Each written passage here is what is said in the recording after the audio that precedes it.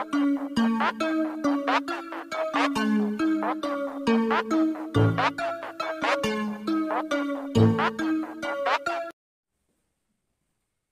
वालेकुम, my name is Wasim Abbas. और students, आज जो हम टॉपिक डिस्कस करेंगे वो हमारे पास आयोनाइजेशन एनर्जी, इसे आयोनाइजेशन पोटेंशियल भी कहते हैं। ये मैट्रिक में भी आपके काम आएगा, FSc first year second year दोनों में ये टॉपिक मौजूद है, और इवन के आपके बीएससी क्लासेस में भी ये टॉपिक्स मौजूद हैं।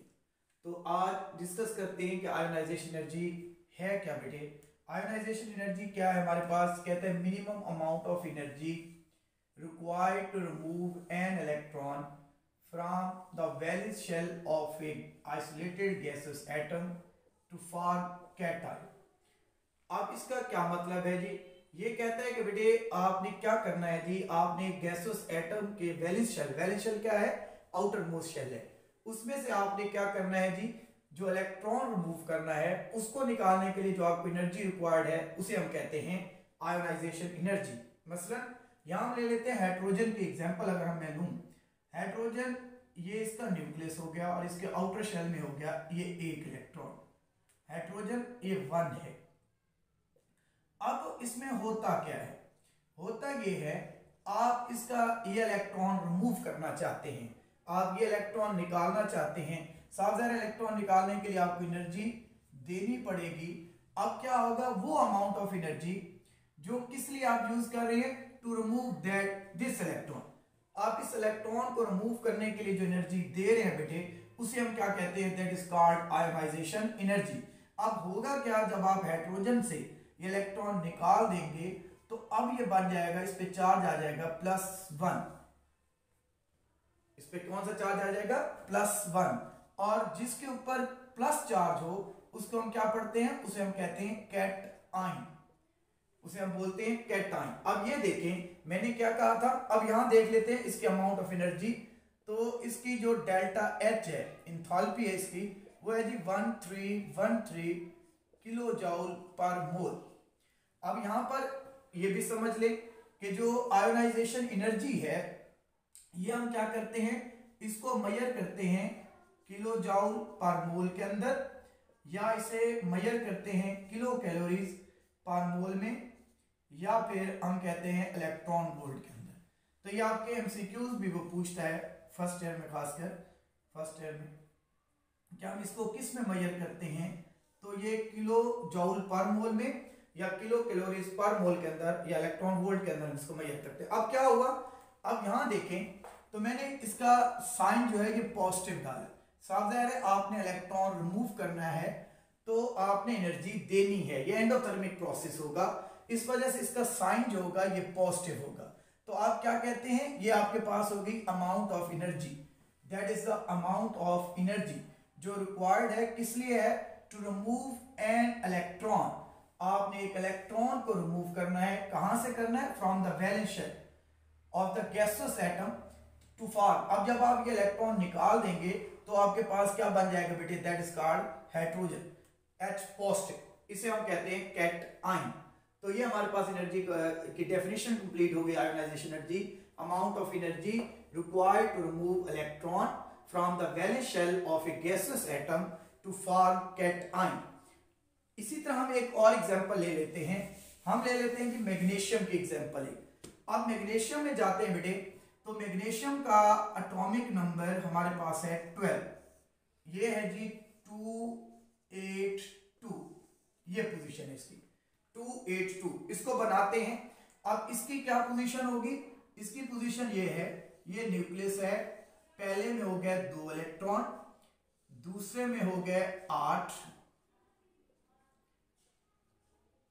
और तीसरे शेल में हो गए 2 इलेक्ट्रॉन।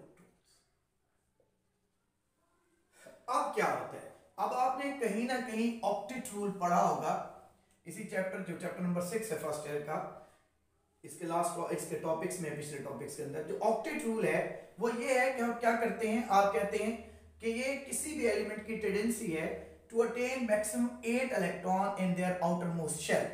हर एलिमेंट अपने आउटर शेल में क्या करना चाहता है जी, 8 इलेक्ट्रॉन हासिल करना चाहते हैं। क्यों, कि ये स्टेबल होना चाहता है, स्टेबिलिटी हासिल करना चाहता है तो ये क्या करता है, अब यहां देखिए मैग्नीशियम के आउटर शेल में 2 इलेक्ट्रॉन है, ये क्या करता है, ये जो 2 इलेक्ट्रॉन है ये 2 इलेक्ट्रॉन लूज करता है।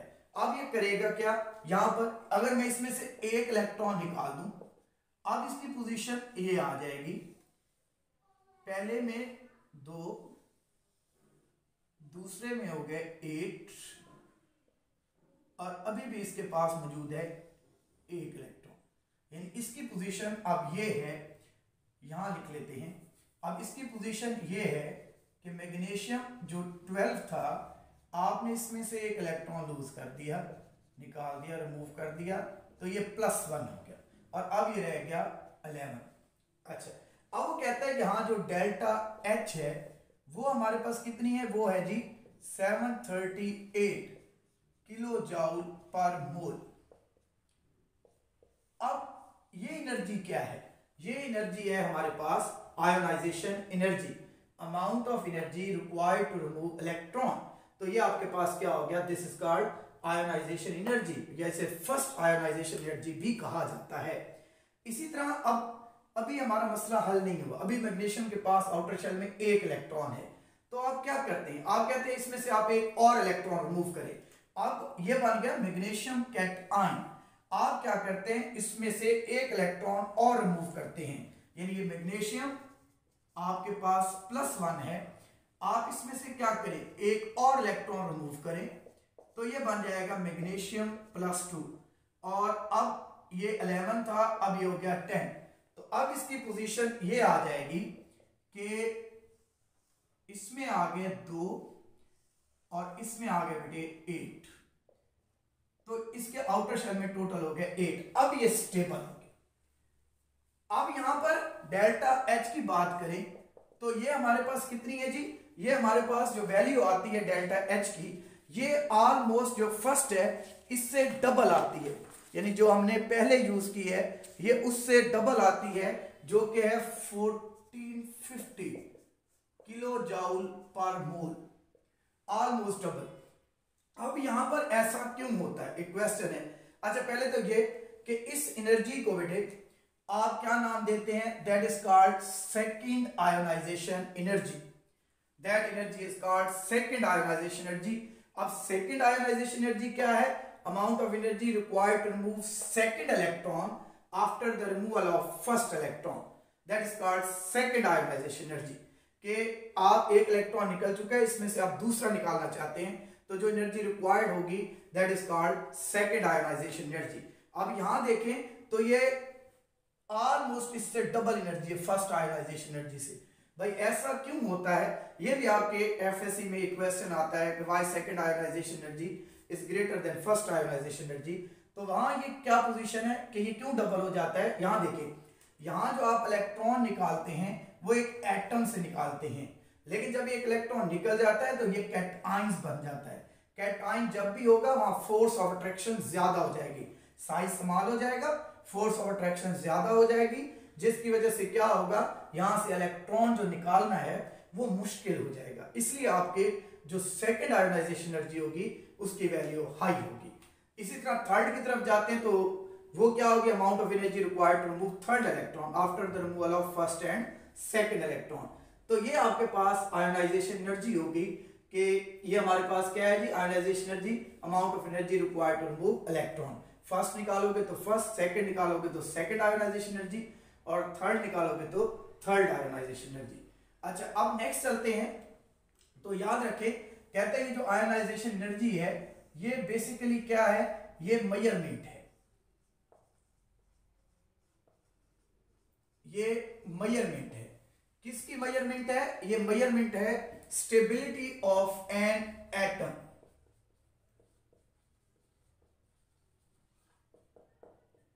Stability of an atom.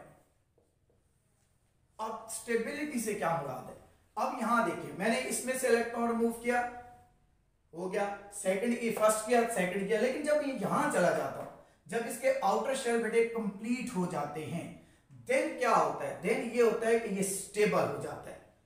अब इसके इलेक्ट्रॉनिक कन्फिगरेशन नोबल गैस की तरह हो जाती है। तो क्या होता है, अगर आप इसमें से इलेक्ट्रॉन रिमूव करना चाहेंगे तो समझ रहे आपको बहुत ज्यादा एनर्जी की जरूरत पड़ जाती है। मतलब ये स्टेबल, जितना कोई एटम स्टेबल होगा, याद रखें वहां पर क्या होगा, उसकी आयोनाइजेशन एनर्जी की वैल्यू हाई हो जाती है। यानी ये क्या करती है, ये बेसिकली मेजरमेंट है स्टेबिलिटी की। जो एटम ज्यादा स्टेबल होगा उसकी आयोनाइजेशन एनर्जी भी ज्यादा होगी, और जो लेस स्टेबल होगा उसकी आयोनाइजेशन एनर्जी भी कम होगी। मसलन मैं यहां एग्जांपल ले लेता हूं, किसकी ले लेते हैं जी, हम ले लेते हैं जी नोबल गैसेस की। अगर मैं नोबल गैसेस की बात करूं तो याद रखें यह सबसे ज्यादा, कहते हैं जो हाईएस्ट आयोनाइजेशन एनर्जी है वो इन्हीं की होती है, नोबल गैसेस की। नोबल गैसेस है हाई आयोनाइजेशन एनर्जी। क्यों? कि इनके जो आउटर मोस्ट शेल होते हैं वो कंप्लीट हो जाते हैं। जिनके आउटर मोस्ट शेल कंप्लीट है उसमें से इलेक्ट्रॉन को रिमूव करना इंतहाई मुश्किल है, तो इसकी क्या होगी, हाई आयोनाइजेशन एनर्जी। अच्छा, इन नोबल गैसेस में से भी सबसे ज्यादा जो आयोनाइजेशन एनर्जी है हाई, वो हीलियम की है, क्योंकि इसके आउटर शेल में 2 है और ये स्मॉल साइज का मॉलिक्यूल है, यहां से इलेक्ट्रॉन निकालना ज्यादा डिफिकल्ट होता है। तो सबसे highest ionization energy noble gases की, और याद रखें इन नोबल गैसेस में से भी आयोनाइजेशन एनर्जी किसकी, हीलियम की सबसे ज्यादा होती है। और सबसे लोएस्ट जो आयोनाइजेशन एनर्जी है, लोएस्ट आयोनाइजेशन एनर्जी वो है अल्कली मेटल्स की, जिसे हम फर्स्ट ए ग्रुप कहते हैं। यहां से इलेक्ट्रॉन निकालना आसान होता है, इसलिए हम कहते हैं इसकी लोएस्ट आयोनाइजेशन एनर्जी है। ये आपके एमसीक्यूज भी हैं, ये वाले ये आपके एमसीक्यूज हैं कि नोबल गैसेस की हाईएस्ट आयोनाइजेशन एनर्जी होगी, जबकि बेटे अल्कली मेटल्स की क्या होगी, लोएस्ट आयोनाइजेशन एनर्जी होगी। अफेक्टिंग द आयोनाइजेशन एनर्जी, तो यहां पर हम फैक्टर्स की बात करें तो इसमें क्या है जी, हमारे पास ये 5 फैक्टर्स मैंने लिखे, जिसमें जी atomic size, atomic radius, nuclear charge, shielding effect, nature of the orbital और half filled and fully filled orbital. अब इनको डिस्कस करते हैं। ये आपके पास एक पीरियोडिक टेबल मैंने बना दिया। अब इसमें चलते हैं जी, पहले फैक्टर को इसको डिस्कस करते हैं, एटॉमिक साइज को। अब इसमें क्या होता है, हमें यहां जरूरत नहीं, हम इसको मिटा देते हैं। अच्छा, एटॉमिक साइज की बेटे बात करते हैं तो क्या होता है, यहां देखिए आप ये अप टू डाउन लें तो यहां क्या है, ये ग्रुप्स कहलाते हैं। पहले आप ग्रुप्स का देख लें। एटॉमिक क्या करता है जी, एटॉमिक साइज इंक्रीज करता है। कैसे? ये हाइड्रोजन है, इसके आउटर शेल में एक इलेक्ट्रॉन आएगा, एटॉमिक नंबर 1 है। लिथियम में जाएं तो अब क्या होगा, अब ये 2 हो गए और यहां क्या हो गया जी, 1 आ गया यहां पर। सोडियम में चले जाते हैं, क्या हुआ, यहां पर पहले में 2, दूसरे में आ गए 8, और अब बेटे तीसरे में क्या हो गया जी, 1। ऐसे इस तरह पोटाशियम में चले जाओ, यहां पर 2, 8, 8 और यहां पर क्या आ गया जी, 1। इसका मतलब क्या हुआ, इसका मतलब ये है कि आप क्या कर रहे हैं, आप जब अप टू डाउन आ रहे हैं, यूं ऐसे आ रहे हैं अप टू डाउन, तो क्या चीज बढ़ रही है, एटॉमिक नंबर बढ़ रहा है। एटॉमिक नंबर के बढ़ने से क्या चीज इंक्रीज हो रही है, नंबर ऑफ शेल इंक्रीज हो रही है। नंबर ऑफ शेल इंक्रीज होने से क्या हो रहा है जी, फोर्स ऑफ अट्रैक्शन डिक्रीज कर रही है। फोर्स ऑफ अट्रैक्शन के डिक्रीज करने से साइज जो है वो इंक्रीज कर रहा है। जब साइज बेटे इंक्रीज करेगा, फोर्स ऑफ अट्रैक्शन डिक्रीज होगी, तो क्या होगा, ये जो आउटर इलेक्ट्रॉन है ये वाला, इसको निकालना आसान हो जाएगा, ये इजी हो जाएगा टू रिमूव दिस इलेक्ट्रॉन। इस वजह से कहता है कि जब आपका एटॉमिक साइज इंक्रीज करता है, इस एटम का साइज इंक्रीज करता है, तो क्या होता है, इस इलेक्ट्रॉन को निकालना आसान होगा, क्योंकि जो फोर्स ऑफ अट्रैक्शन है between nucleus and outer electron ये डिक्रीज होती जाएगी और यहां से इलेक्ट्रॉन रिमूव करना इजी हो जाएगा। इसलिए वो कहता है कि जो आयोनाइजेशन एनर्जी है, आयोनाइजेशन एनर्जी ये इनवर्सली प्रोपोर्शनल होगी किसके, एटॉमिक साइज के। यानी एटॉमिक साइज जितना ज्यादा होगा, आयोनाइजेशन एनर्जी उतनी क्या हो जाएगी, कम हो जाएगी। तो ये पहला फैक्टर है कि जब आप अप टू डाउन आते हैं, एटॉमिक नंबर बढ़ता है, नंबर ऑफ शेल बढ़ते हैं, साइज बढ़ता है, फोर्स ऑफ अट्रैक्शन डिक्रीज करती है, तो वहां से इलेक्ट्रॉन को निकालना आसान हो जाता है, इलेक्ट्रॉन को रिमूव करना इजी हो जाता है, इसलिए आयोनाइजेशन एनर्जी की वैल्यू कम होती है। तो हम कहते हैं ionization energy inversely proportional to atomic size. अब दूसरे फैक्टर की तरफ चलते हैं, that is nuclear charge. Nuclear charge को स्टडी करने के लिए हम क्या करते हैं, हम यूं मूव करते हैं left to right, that is a period. हम पीरियड्स के अंदर जो है वो मूव करते हैं, यूं जाते हैं left to right, that is period. अब इसमें क्या होता है पीरियड्स के अंदर, पीरियड्स के अंदर पोजीशन ये होती है कि जब आप यूं जाते हैं ऐसे, तो जो न्यूक्लियर चार्ज होता है ये इंक्रीज होता जाता है।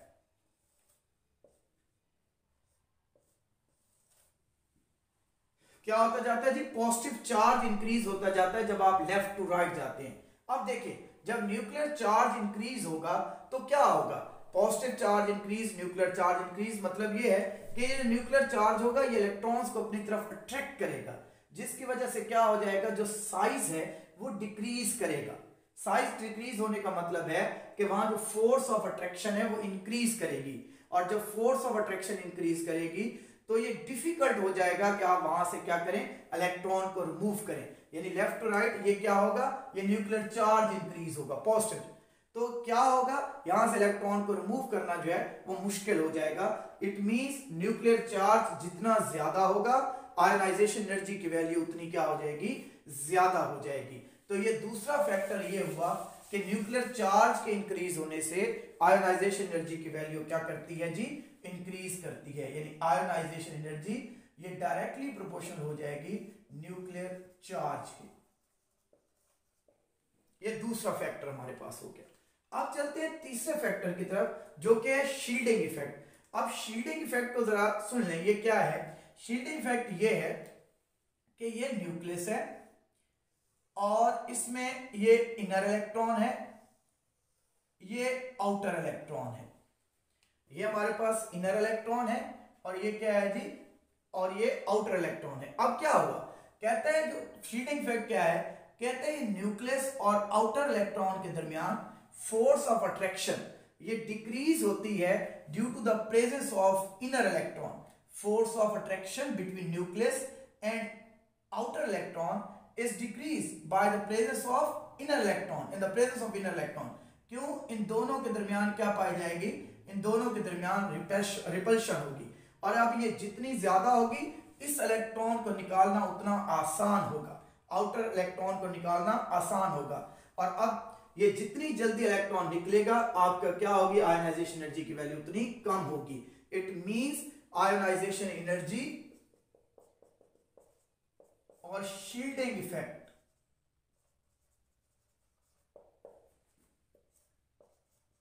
ये एक दूसरे के इनवर्सली प्रोपोर्शनल हैं। मतलब अगर शील्डिंग इफेक्ट ज्यादा है, इसको निकालना आसान है, तो आयोनाइजेशन एनर्जी की वैल्यू क्या हो जाएगी, कम हो जाएगी। तो ये तीन फैक्टर्स हो गए, ionisation energy inversely proportional to atomic size, ionisation energy directly proportional to nuclear charge, और ionisation energy inversely proportional to shielding effect. ये शील्डिंग इफेक्ट का अलग से एक टॉपिक मौजूद है, इस पे अलग से एक वीडियो मौजूद है, आप वो देख सकते हैं। तो ये वहां एक्सप्लेनेशन इसकी की गई है। उसके बाद नेक्स्ट हमारे पास चौथा वो है नेचर ऑफ द ऑर्बिटल्स। अच्छा, नेचर ऑफ ऑर्बिटल्स में अगर हम जाते हैं तो आपने शेल्स को पहले डिस्कस कर लें। आपने 4 शेल पढ़े होंगे, के, एल, एम और एन। ये 4 शेल होते हैं, के, एल, एम और एन। के शेल के अंदर एक सब शेल है एस, एल के अंदर बेटे 2 सब शेल होते हैं एस और पी, एम के अंदर 3 सब शेल होते हैं एस, पी और डी, और एन के अंदर 4 सब शेल हैं एस, पी, डी और एफ। ये हमारे पास पोजीशन है कि शेल्स के अंदर क्या मौजूद है जी, सब शेल्स मौजूद हैं।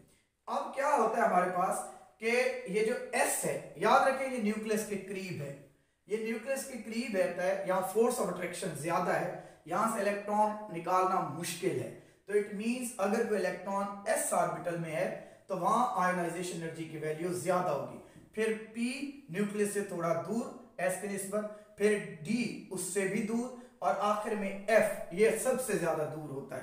तो इट मींस अगर कोई इलेक्ट्रॉन s में है तो याद रखें वहां आयोनाइजेशन एनर्जी की वैल्यू ज्यादा होगी, लेकिन अगर कोई f में या d में है तो वहां पर आयोनाइजेशन एनर्जी की वैल्यू क्या हो जाएगी, कम हो जाएगी। लास्ट फैक्टर हमारे पास वो है जी half filled and fully filled orbitals.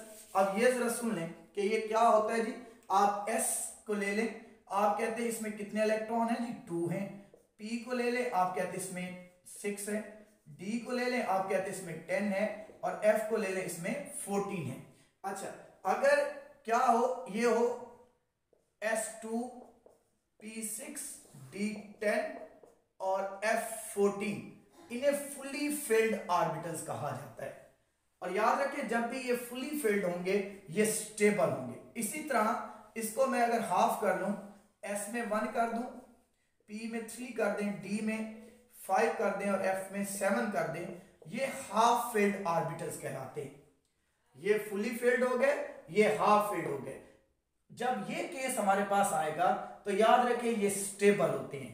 अगर कोई ऑर्बिटल हाफ फिल्ड हो, ये हाफ फिल्ड है, या फिर ये क्या हो, फुली फिल्ड हो, तो ये स्टेबल ऑर्बिटल्स कहलाते हैं। यहां से इलेक्ट्रॉन मूव करना मुश्किल होता है। इसलिए अगर कोई ऑर्बिटल हाफ फिल्ड है या फुली फिल्ड है तो याद रखें उसकी आयोनाइजेशन एनर्जी क्या होगी, ज्यादा होगी।